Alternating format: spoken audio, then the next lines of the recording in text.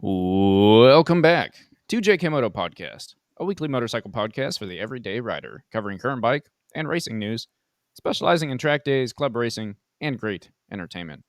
We truly do it all. This week, we are brought to you once again by Working Class Customs, which is a custom fabrication shop out of northern Utah. If you have any further questions on that, please direct them to Kohl.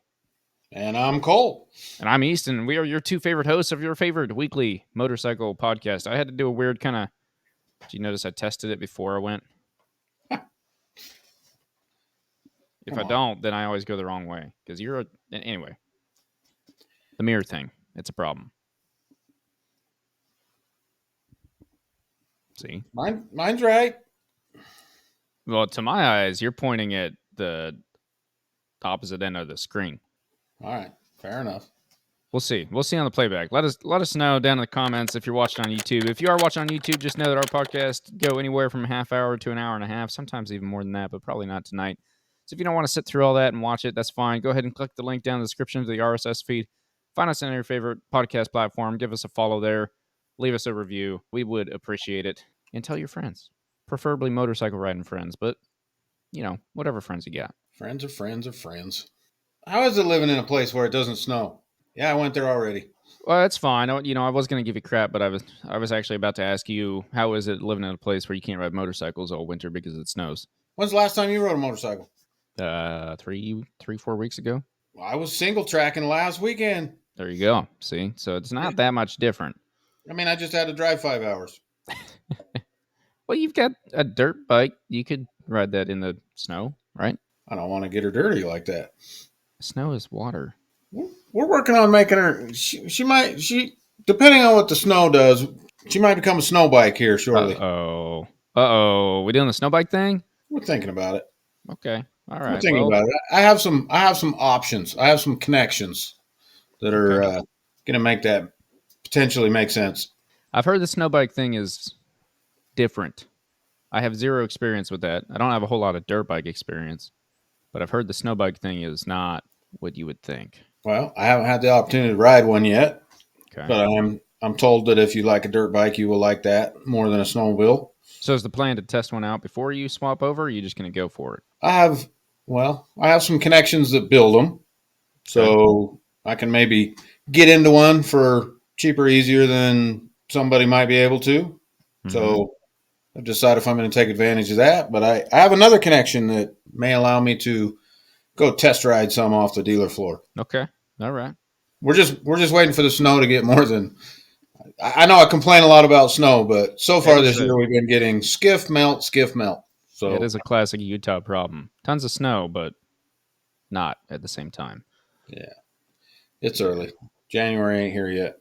Well, definitely keep us up to date on the snow bike thing. I'm very always been curious about that myself. I don't remember if it was actually Skidoo, but some company back in the day made like an actual snow bike, and it wasn't a dirt bike.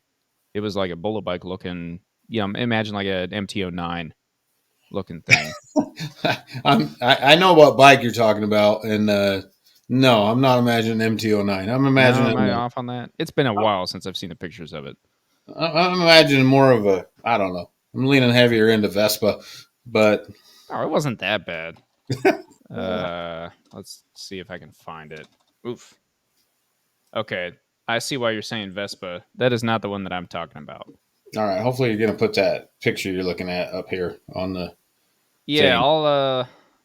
We'll go ahead and share a screen real quick before we roll our intro. All right, so snow bikes. This is what I was talking about. To get here, I just went to Original Snow Bike. I think the Vespa thing that you were talking about, something along those lines. No. That line? These are all way too modern. All way too modern. Okay. Well, anyway. They're in 1960s snow bike. Let's see what we find. I'm on. This is going great. This is a good winter topic. We might just spend all this guy. That they didn't even have metallurgy to make that thing in the 60s. We had the Hayabusa thing, which I think we've actually talked about on here before. Now that guy. Those boys, who is that? That's I don't remember his name, but Those I know we've those talked about him. Grind those Hard boys Plumbing are those Company. boys are from Idaho, right? Yeah. Yeah. Let me go back because the one that I was talking about was it's this thing. That's pretty modern. Yeah. No, it wasn't very long ago. I don't see them because I think they were like ridiculously expensive, and everyone liked the dirt bike version more, like this guy here. So anyway, kind of weird, but I know there was a company that they were like they looked like a snowmobile, but they also kind of looked like a motorcycle, but it wasn't just a dirt bike on your yeah, because the dirt bikes are timber sleds, I guess. Timber I don't Sleds know. is a brand. Okay. There's a You- there's about 5 different major brands at this point. It's become pretty popular in my neck of the woods. I imagine it kind of makes sense. My biggest question has always been, if I can't afford both, is there a kit where I snap it on for the winter and then I take it back off in the summer? Yep, that's Okay. exactly what a timber sled is. Okay. So it is pretty easy to swap back and forth. This is something I probably should have done more research on, and then I left the great snowy area and went to a warmer climate, so I kind of just stopped So caring about it. So so interestingly, my understanding, you take a stock dirt bike, 450's a popular bike to do it, 4-stroke. hmm Take a 450, you have to put a thermostat on it, okay. and the motor, when you're trying to drive in deep snow, the engine, if you will, doesn't heat up enough because it gets solidly packed in snow all the time, Yeah. which is bad for it in hmm multiple ways. So there's a blanket that mounts to the front to keep snow directly off the engine. Okay. You put the track, you put the ski on the front, and yeah, you just swap them out for winter. That's not Uh, too the bad. people the people I talk to that ride them say that they don't replace a snowmobile. There's certain snow conditions where they work great, and hmm certain snow conditions where you'll just wish you had a snowmobile. But Okay. I'd heard something similar. I think I don't remember who it was, but he had gone and ridden one, and he was pretty big into snowmobiles at the time, but used to be big into motorcycles. So he saw that someone happened to have one. He's like, "Oh, that's sweet." And he said the weird part was that it stands up on its own because the track is so wide. You still have like a standard snowmobile track in the back. But he also said they're not like a snowmobile when you get the nice deep powdery snow and you're having a lot of fun on the snowmobile if you know how to ride. He said it's not the same, kind of parroting what you already said. It's not the same on these snow bikes. They're not really the best for that, but they do thrive in like something where you're like, man, I wish it was a good powder day. You just pull out the snow bike, you'll have a ton of fun. So yeah, it'd be interesting. I need one more hobby like a hole in the head, so why not? there you go. Well, on that note, transitioning away from snow bikes, what do you say we run an intro and maybe we can talk more about snow bikes? I don't know. We'll see. Yeah, let's do it. Yesterday at one point, I was in sixth.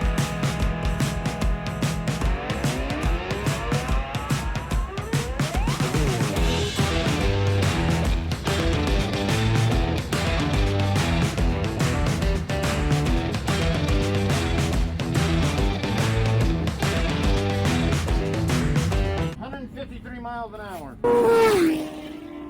And we're back. We're back.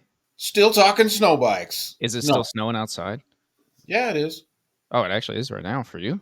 Yeah, it actually is right now. Oh, all right. It's not for me. It's It's 53 degrees. yeah, we're coming up on Christmas spirit, just falling right out of the sky. That's good. It keeps the kids happy, and it's important. You gotta have the snow. Otherwise, what is Christmas? No, I don't care about that. We just need some water so that we can do our summer activities. So I'm excited. I'll bet we queued this up perfectly, and hmm now Josh Bittinger is going to come in with a snow bike rider tip. Take it away. Snow bike rider tip from Josh Bittinger, operating down at MSRH. Bittinger Motorsports, private coaching that builds solid riders through vision-based training. Let's see. He says snow bikes are the best thing on earth, and he wishes it's a one downfall of Texas is that there's not enough snow for a snow bike. But everyone should move out of Texas and go get a snow bike. Perfect. Thank you for that. Yeah, on the rail, your actual weekly riding tip from Josh Bittinger. Sorry, Cole, there's no snow mentioned here. I tried. He is always bragging about that great weather down in Texas. Anyway, Josh Bittinger, Once again, private coaching that builds solid riders through vision-based training. Josh this week has to say, learn and practice the overtaking areas. It's one thing to learn how to go fast on the regular line. It's another thing to learn the setup and execution of a pass.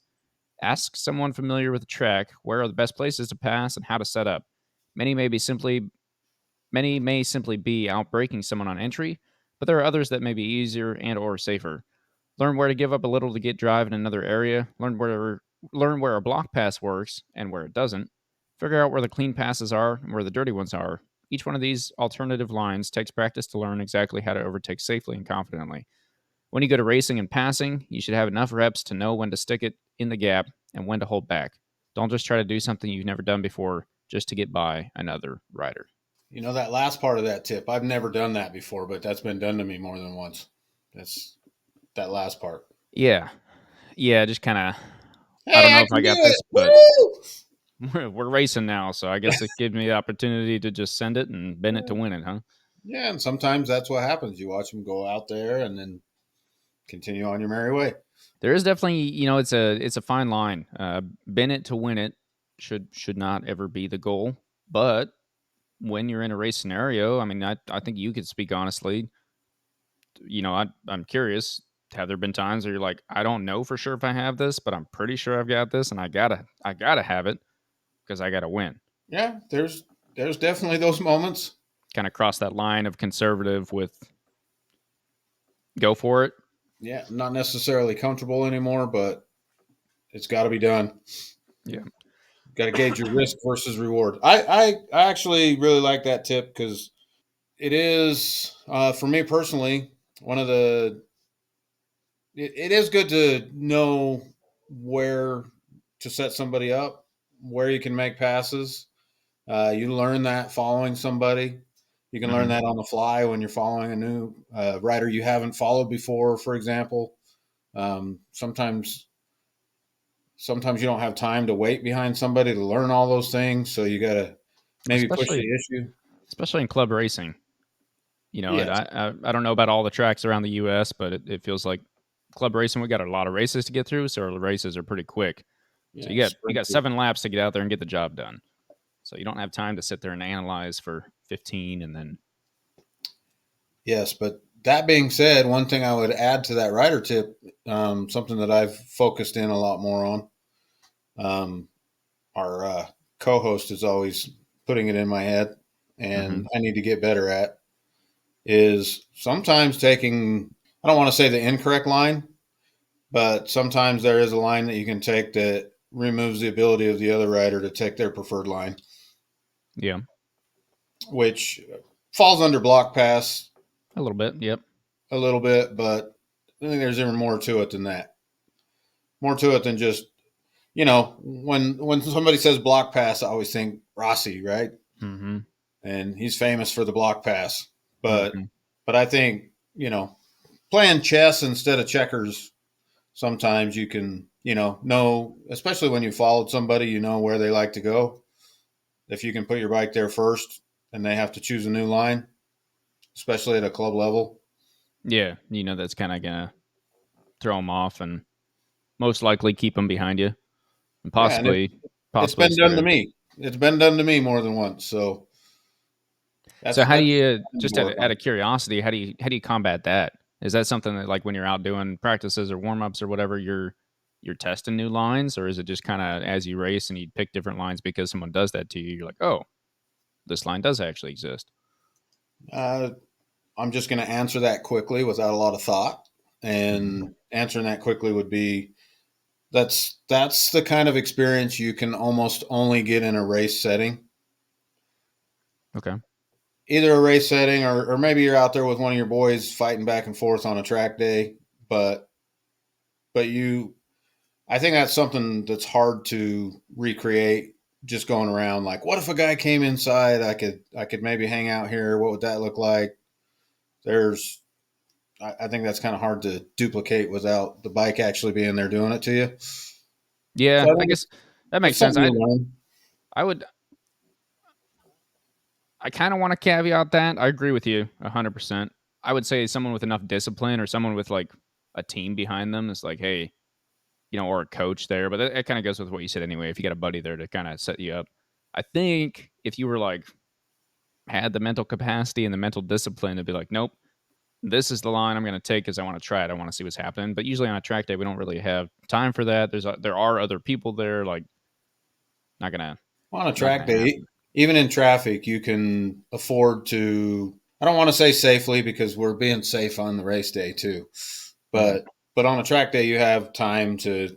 It's not as important to get past the person, so you can wait until the timing's just right. You can, those kind of things. Yeah.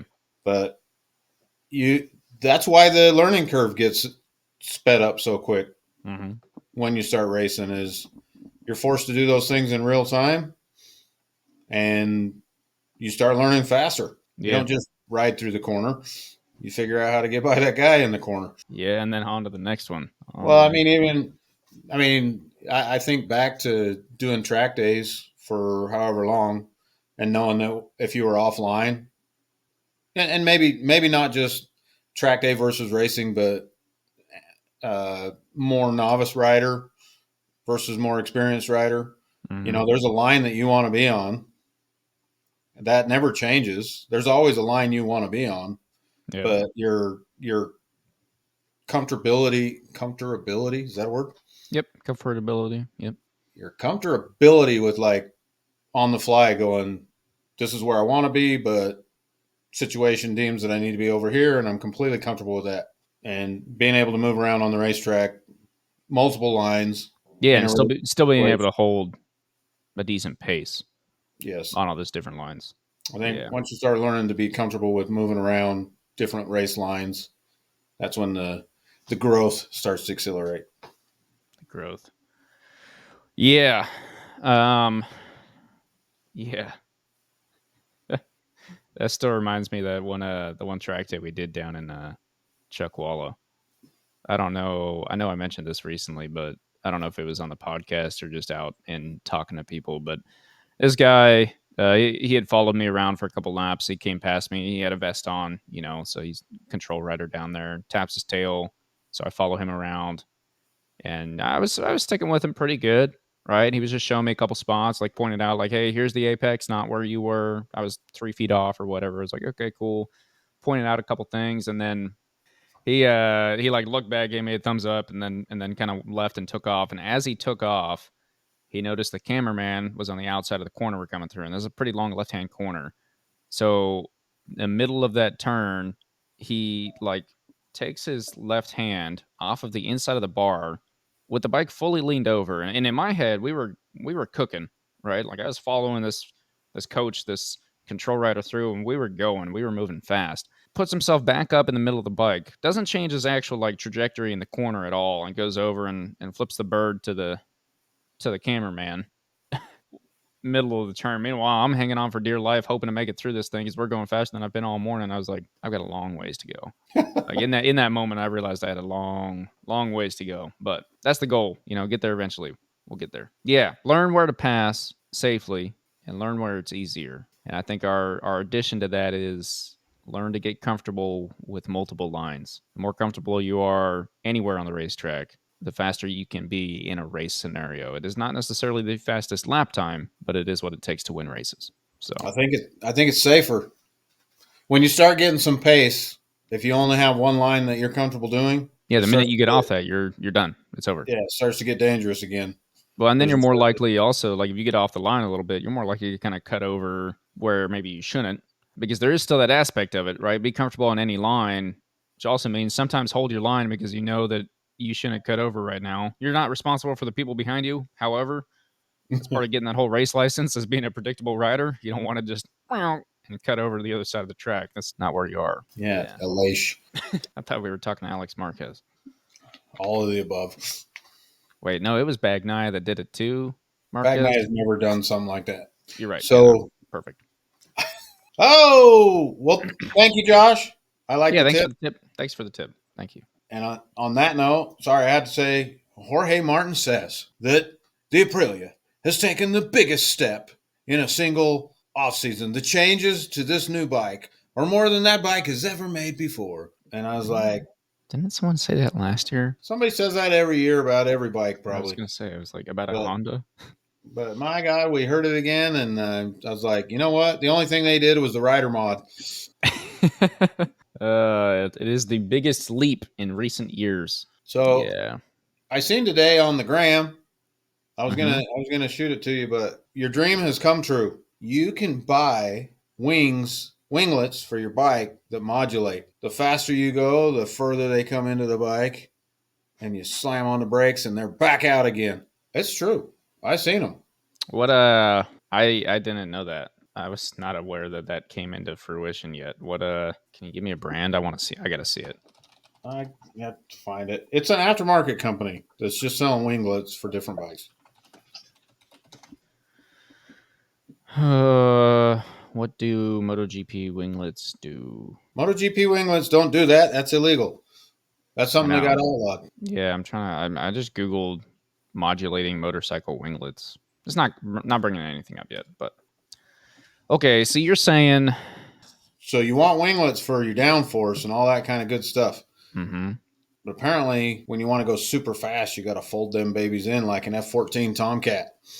Once the bike's going fast enough that it's good. That's so weird because the winglets that are on my current bike, and yes, I have them on there. I had the option to take them off when I put the race fairings on, and I chose to put them back on. I think they look cool.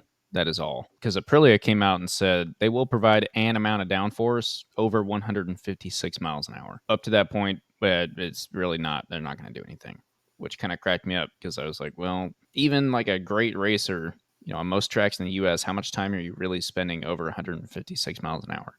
As much as possible would be the answer. Sure, yeah. But you're also spending as little time as possible racing if you want to win. So That's true. That is true.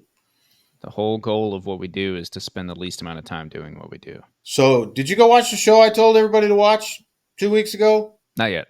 I have not. No, sorry. Because I got corrected in the comments on how I was pronouncing it, and I actually appreciated the comment because when I seen it, I knew that actually. But It's one of those things. yeah, it's just one of those things. But I not to make this the movie review show, the F1 movie review show, but I finally seen Driven with Sylvester Stallone. I'm familiar with it. I have not seen that one. Oh my God, don't watch that one. Okay. I wasn't planning on it. There's only 4 Sylvester Stallone movies that I like. Oh man, Sylvester Stallone's awesome. Just not that movie. I can't imagine him doing F1. Like wrestling, boxing, being some crazy man that runs through a jungle, avenging. He's Italian. Yeah, but if he can get his muscles in that car, why shouldn't he be able to drive it? Yo, Adrian, we got the Aprilia. All right, we got some news though. I agree. Hit us with it. What do we got? Hey, before we get into that, I do want to put out while Cole's pulling up the news. One, Merry Christmas to everyone. We are not going to put out a podcast next week because it would be Christmas Day. We want everyone to go enjoy their holiday with their family or their snow bikes out in the woods, depending on what you're doing. Whichever one is for you. Or if it's not snowing, you can also go enjoy a dirt bike or a racetrack. Anyway, enjoy your Christmas. We're going to take the week off so we can be with our families or out in the woods snow biking, depending on what Cole decides. And we will hit back the week after that for our end of year recap. So be on the lookout for that, but we will not see anyone next week on here, and then we'll get back into it, and then we'll start rolling into the 2025 JKMoto season, which will be nuts. Looking forward to it. Yuck. Anyway, Yamaha news. Yamaha news. Got it. Did you have Yamaha news? Moto America. Yamaha. Did you say that Cam Peterson kind of quietly weeks ago was no longer part of the Yamaha team? I didn't see that weeks ago. The news that I saw was the Yamahas with the the winglets on them. But no, that's old news. That's old news. So Cam Peterson quietly disappeared. Yep. Okay. Good luck to him. I haven't seen where he's going or what he's doing yet. But today, Yamaha wanted to have their Moto America lineup officially out. Mm-hmm. And we have the return of Jake Gagne, of course. No one would have guessed that one. And sitting alongside him is none other than Bobby Fong. Mm-hmm. Bobby Fong, the man that was on the, Wrench Yamaha. which was technically a privateer bike Yep. last year. Well, Got it was a team. It's not a factory bike. It was a team. It's not. okay, so not factory support. I thought someone said privateer, and that was throwing me off all season because yeah. But anyway, okay, not non-factory Yamaha team, So and he's now if made his you, way up. depending on where you draw that line, and not to irritate somebody, but depending on where you draw that line, privateer Shouldn't could have any be, sponsors. well, everybody has sponsors, right? Everybody has some sponsor. I mean, even if it's your uncle or your wife or whatever. I mean, everybody's got sponsors at some level. Your own wallet. But I think, from a privateer standpoint, that term mostly comes from factory or non-factory. Which, to break that down further, would be factory support, like the Yamaha team, right? So the Yes. team Bobby Fong was on last year Was not was a not. Yamaha factory team. Yeah, it was just a team that was running a Yamaha bike. I.e., Yeah. our great friend and guest host Lugnut runs a Kawasaki, but he's not on a Kawasaki team per se. Okay, that's how we're defining that. All right, I like that. I can get him on board. So Big Bad Bobby Fong got him a quote unquote factory ride, Mm-hmm. factory superbike. So it'd be interesting to see what he can do. He had a very, very successful year last year. That's not saying he was doing good. Honestly, I mean, I'd say he was giving Josh Herron more of a run for his money than Gagne was. So For sure this past season. Gagne was dealing with some injuries, arm pump issues, the classic, and the never ending. classic arm pump issues. So that was neat, but more importantly, Mm-hmm. to finish out the Yamaha lineup, we have Matthew Schultz, Yeah, Mr. Schultz, yeah. Mr. Schultz. What did he ride last year? A Ducati, I believe, V2. Dude, Yamaha R6. R6. Come on. Was it? Come on. You even watch the races? Nope. SuperSport? Nope, I didn't. I just didn't. Sorry. It's really I thought disappointing. I thought he was on the V2 for some odd reason. I apologize for that. All right, yeah, Matthew Schultz. That makes more sense. R6 because the team he was racing with before had some sad news last year. It was way back. So yeah, okay, up to date. Yeah, that was 2 years ago. Or Yep, year and a half. Anyway, yeah. yes. So he's the reigning champion. He won on his R6. And why would Yamaha continually be out there trying to support a bike that they haven't made in a lot of years at this point? So Yamaha announced that both Blake Davis and himself, or Matthew Schultz, both of them will be racing the new R9 Okay, in the SuperSport Championship. in the SuperSport Championship. So when I start thinking about that, I say that is the crippling official death of the R6 in the professional motorcycling arena in the United States. Well, Well, there's still a lot of R6s, when you yeah. obviously at a club level, the R6 Oh, is yeah. amazing. R6 is everywhere. I was just gonna say the world. I would guess. I don't know. I mean, British Superbike, Australian Superbike. I don't know. I don't follow them. I apologize. There's only so much room in our weekly podcast. But So anyway, they've made the switch. So both that's also that's the Attack Yamaha team still. So they're going to be on R9s. That'll be quite interesting. the beloved R9. I mean, as soon as I saw the R9 and I was going over the specs, it made sense. It made sense. And the interesting part to me with that would be the price of it compared to an R6. I'm pretty sure it's not it's not like it costs more money. Well, what was the price on it? I found for all those looking for an R6, our local ads have there's one floating on there right now for $9,000, I think it was, for like a 09. Okay. So not the newest generation. It's a 08 or 09. They're asking $9,000 for it. It's got 2,000 original miles on it. There you go. That's not bad. And it says all the service has been meticulously done. And I thought, well, technically, you haven't had to change the oil yet.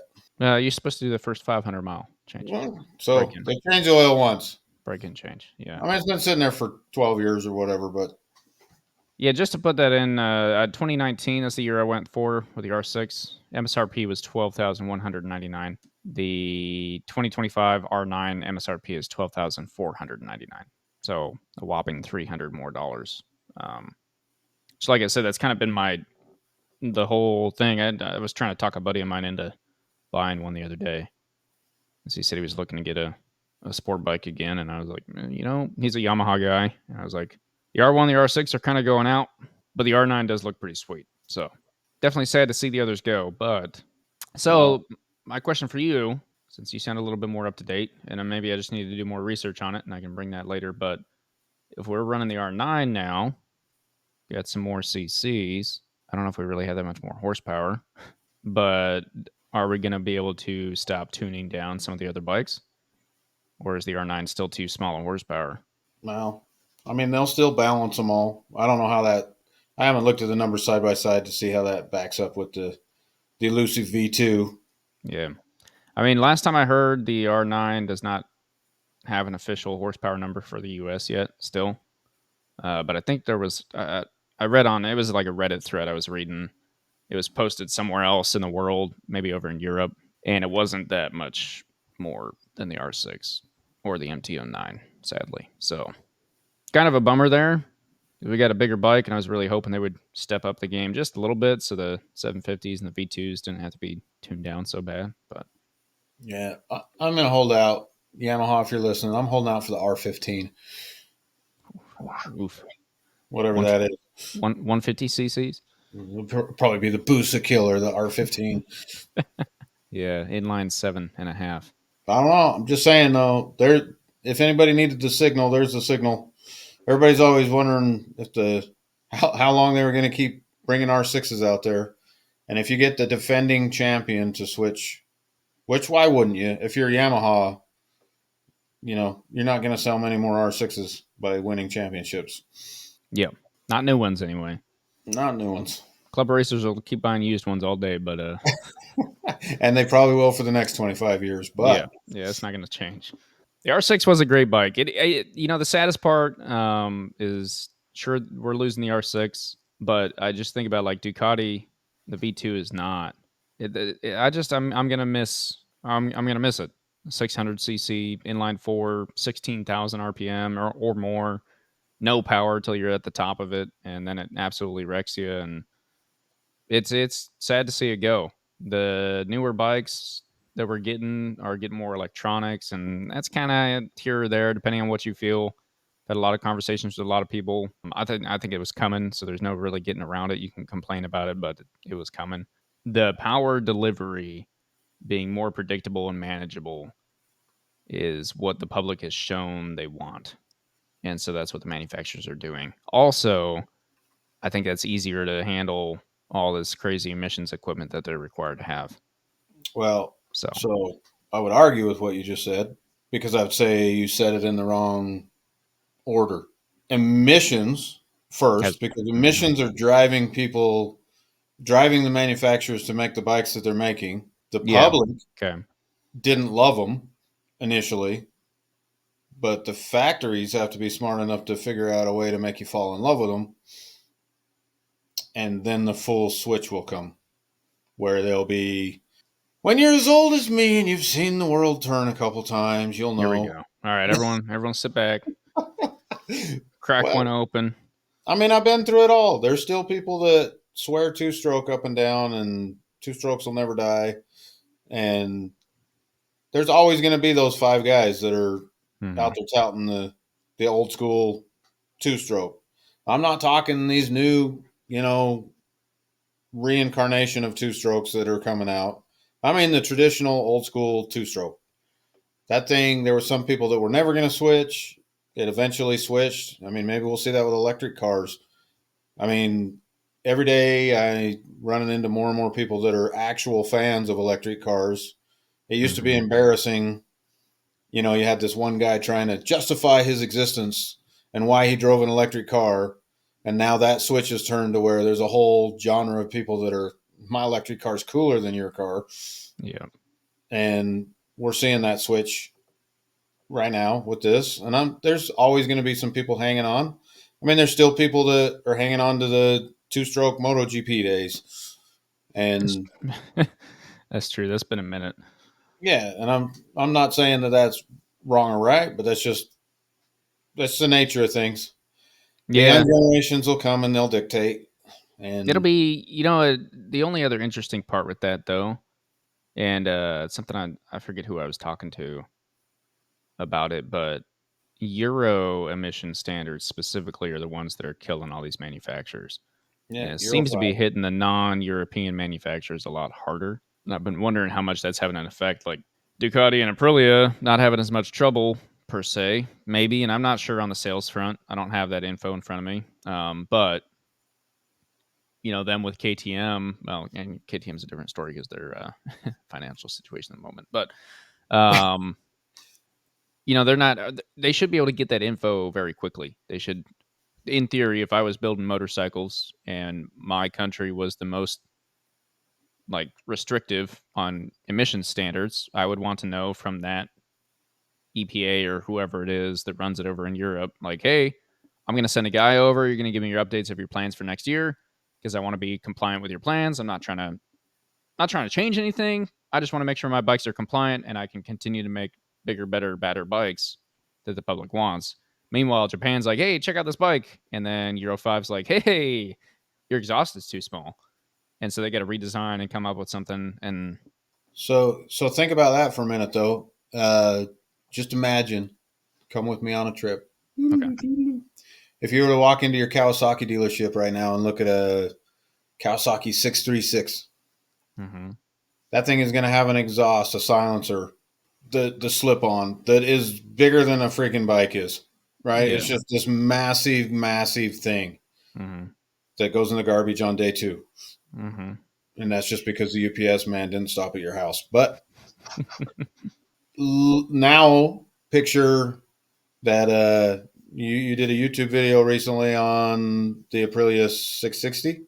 Yes, correct. Look at the exhaust on a stock Aprilia 660. The thing is cut off at it doesn't even protrude past the rear wheel.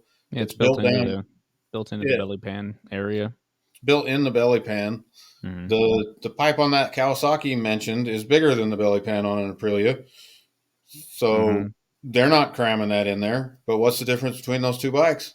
One of them is still a high revving inline 4. Yeah. And one of them is a V2. A parallel twin. Yeah. That big giant thing they're shoving on there is to get that inline 4 to pass emissions. Yeah. So you're saying it is possibly just the engine itself cannot hang anymore. Well, it can't hang without making pollution.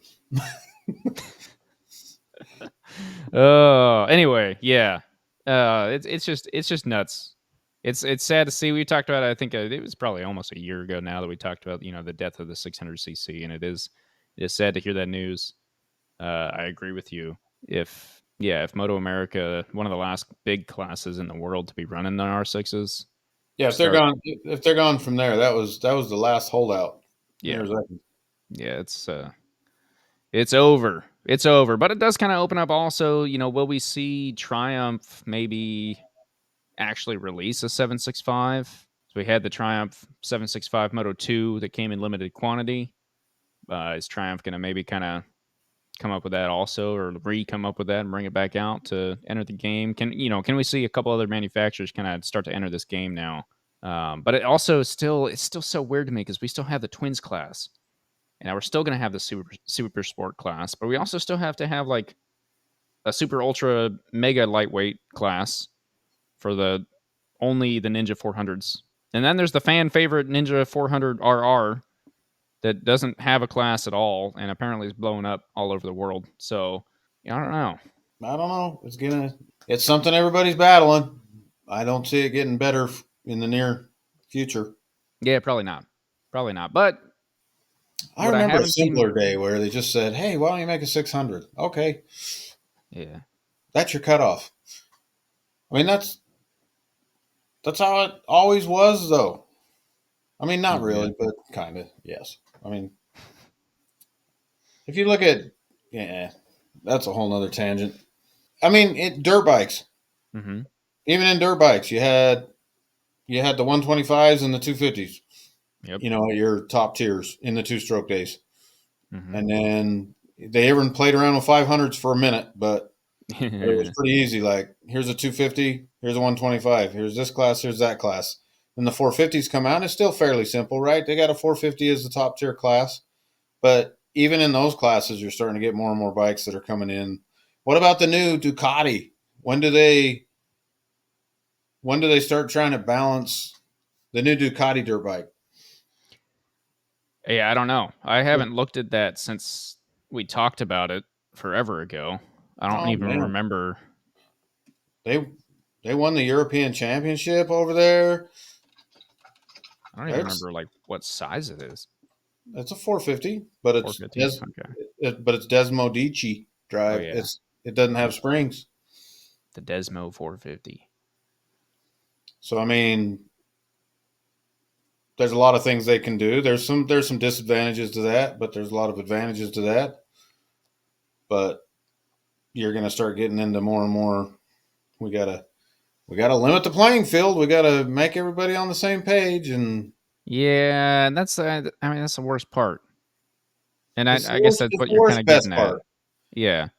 Keeps it exciting and entertaining, keeps it from just whoever's got the most money wins the race. The nice part about it, is that it does even the playing field on the bikes, and so you do get I feel like you get a more accurate depiction of the best rider, but it limits the ability to have like the best all around, where you have a rider and a team that works so freaking well together. I mean, it's like the Yamaha Rossi pair up back in the day. He tried out other manufacturers, never did as well, but him and Yamaha just meshed. Well, it forces.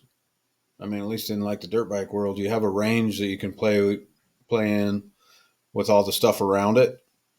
It forces suspension companies to get better, forces tire companies to get better, Yeah, that's true. forces all the things around to be better instead of just let's throw twice as much horsepower as the guy next to me. And Forces Ducati to finally build a motorcycle that can handle, yeah, yeah. because kicking it down the straight just isn't quite working. Yeah. That's my Yamaha news. What you got over there? I don't have a whole lot of news this week. Damn, man, you reminded me of something earlier. I should have wrote it down. You were talking about Jorge. Oh, I was going to bring up Top Rack. Top Rack. Just read an article today that reminded me of Top Rack. He is riding with BMW again, but he just got asked in another interview. Brought up the fact that he is looking for MotoGP. He is recognizing he is old, but he is not like. He said something along the lines of, if it's not the right contract, he'll stick with World Superbike. So that reminds me how how shameful of you and all your Gixxer prowess to not Oh, bring up all the rumor mills about Suzuki coming back. one, I did bring up the rumor mill a couple weeks ago about Suzuki coming back to MotoGP. So, just to clear the air there, I did bring that up. I've seen the rumors, and they kind of disappeared as of late. Unless Oh, have they started resurfacing? I think they're growing. Okay. The, so we've all kind of said, man, wouldn't it be cool if Kawasaki came back? Wouldn't it be cool if all these people? And I've been saying, you heard it here first. A Mm-hmm. year and a half ago, BMW will be in In MotoGP. MotoGP. Yep. But when? Not sure. I know that is a huge goal of theirs, but Suzuki is now a front runner as well. But the articles I've been reading are it's not that simple. Suzuki and BMW can want to come back, but unless they can convince a team in the paddock to switch teams, Because the grid's full. The grid's full. Mm-hmm. Minus 2, maybe. The ones KTM were trying to get last year.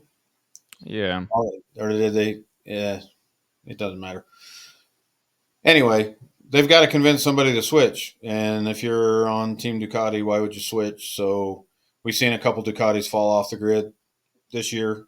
Yeah, I mean that's the question. What does get someone to switch? I mean, Prima Pramac had the best wheel deal with Ducati. You know, it won them a championship this year. It got them runner up last year. Yeah, and they have switched. They swapped over, so it can't be that much money. So I would think that at some point, like I say on here all the time, you gotta. I don't think it was completely a money deal. Anyway. I think that Dorna has to force that issue without irritating Ducati, because I've always said, for all you Ducati haters out there, Ducati has single-handedly helped the sport float as the popularity has kind of come back by doing what they've done. I'll give you that. But it is time for every team to eventually be weaned down to a factory team and a satellite team. Yep. Not 4 teams with 8 riders. Yes, I agree with that. So if it's not Dorna's fault that happened, but they've got to find a politically correct way to wean it back down. Mm-hmm. Pramac was a step in the right direction that way. You bring BMW and Suzuki back in. Yeah, it's just then we're stepping into the door of not every team having a satellite team either, unless we do add more bikes to the grid. My question would be, if we're going down to these 850cc bikes, can we add more bikes to the grid? Are we do we actually have a full grid? Is that a safety full grid, or is it a Dorna's out of money full grid? Dorna says they want to keep it at 22 bikes. Interesting. And I think they can fit 24. Come on. Yeah. Plus, they're going to get slower. That's the whole point. We can fit more. We could have 40 bikes out there going down the main street.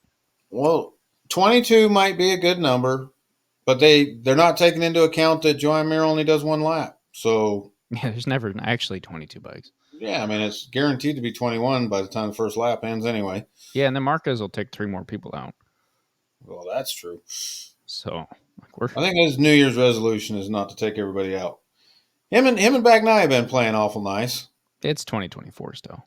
I understand, but in the media, he's actually technically still contracted with Grassini right now. Well, they keep throwing softballs at each other. Like, I think Bagnai said something along the lines of Marc Marquez is his inspiration now for coming back and trying to get his championship back. That's an interesting way of saying, yeah, that's funny. Okay. That'll be good. That'll be good. I am looking forward to the games this next year. I know we've kind of already talked about it the past few weeks. I'm looking forward. I'm ready for the games coming into MotoGP. We got a couple months. Hopefully I'll have a few motorcycle riding days in those couple months. I don't know how much I'll actually get, but hey, when's the Daytona 200? The actual date, not sure. It's in March. In February, 1st of March? I think it's March. Let's see. Daytona 200. I just got to figure out how many more days I got to wait.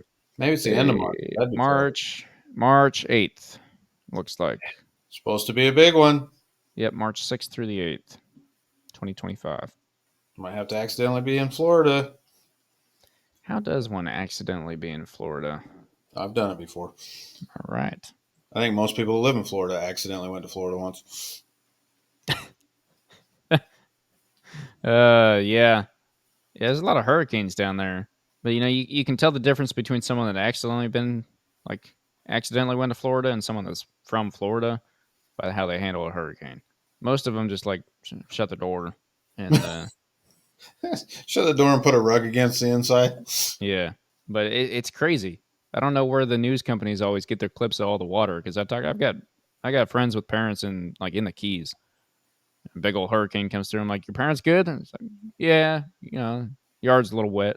Okay. I mean, anyway, we're not a weather channel. Not a weather channel. But I'm looking forward to a full report on this snow bike adventure. I'm hoping you carry that out, and I'm looking forward to hear more about snow bikes. We'll see if we can fit it in between the dirt and the asphalt that's right around the corner.